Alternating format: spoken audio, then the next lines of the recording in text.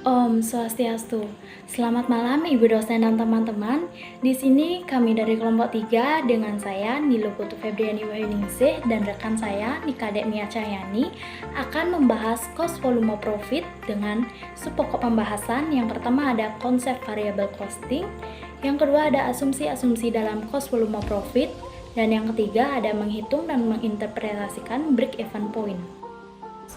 Baik, di sini saya akan mempresentasikan materi yang pertama tentang konsep variable costing.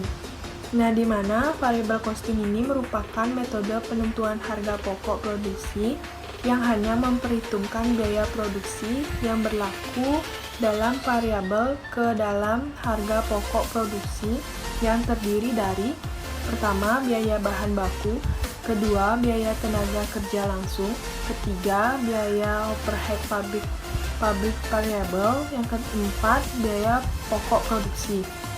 Nah, di mana biaya pokok produksi ini memiliki rumus, yaitu dalam kurung BBB plus BTK ditambah dalam kurung BOPP dikali jumlah unit produksi.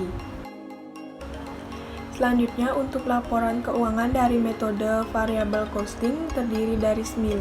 Yang pertama ada hasil penjualan, yang kedua ada biaya produksi variabel, yang ketiga ada biaya pemasaran variabel, yang keempat ada biaya administrasi dan umum variabel, yang kelima ada margin kontribusi, yang keenam ada biaya produksi tetap, yang ketujuh ada biaya pemasaran tetap, yang kedelapan ada biaya administrasi dan umum tetap, dan yang ke-9 ada laba bersih.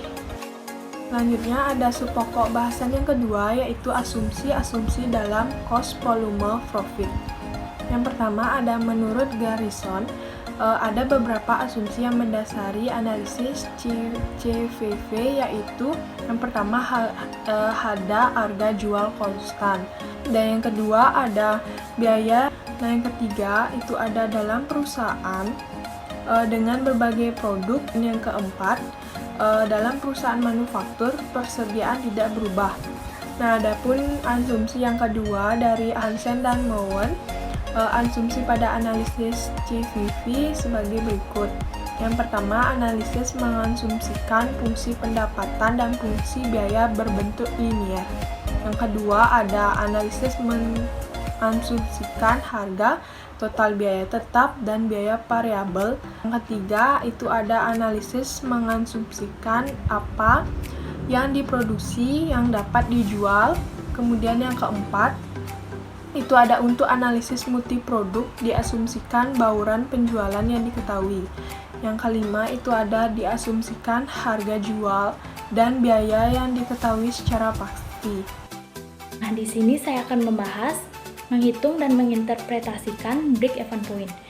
Apa sih break-even point itu? Menurut Hansen dan Mowen tahun 2009 bab 4, titik impas atau BEP adalah titik di mana total pendapatan sama dengan total biaya.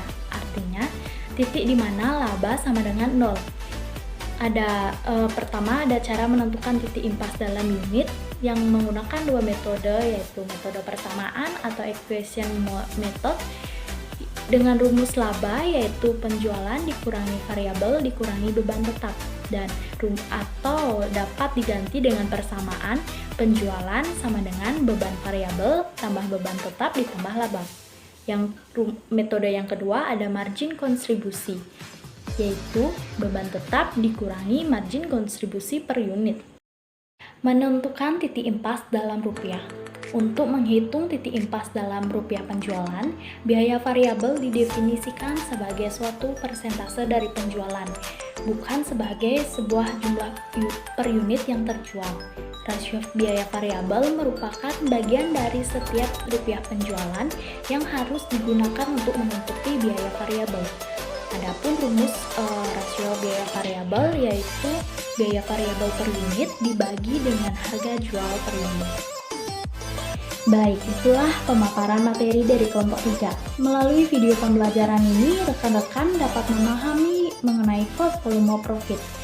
Bila ada kesalahan kata, kami mohon maaf sebesar-besarnya dan kami tutup dengan Parama Santi. Om Santi Santi Santi Om. Terima kasih.